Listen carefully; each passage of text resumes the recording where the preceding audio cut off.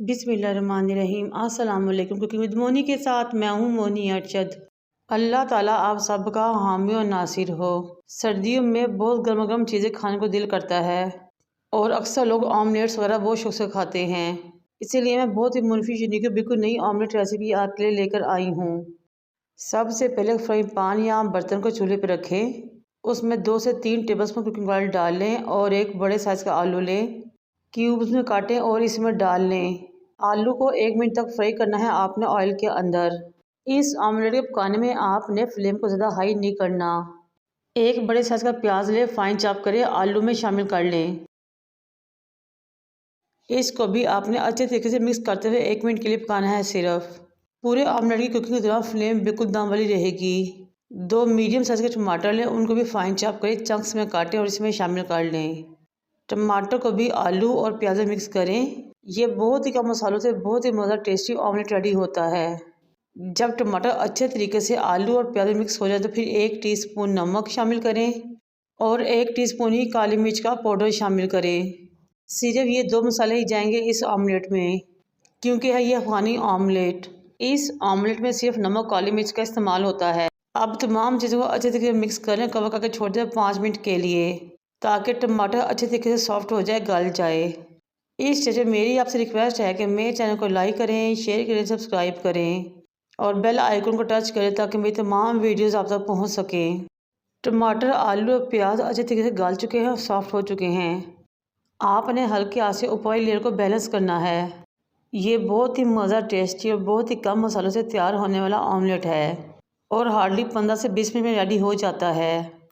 फिर आपने 5 अंडे लेने हैं, उनको तोड़ के फासले फासले पे आलू, प्याज और टमाटर के ऊपर डाल देना है।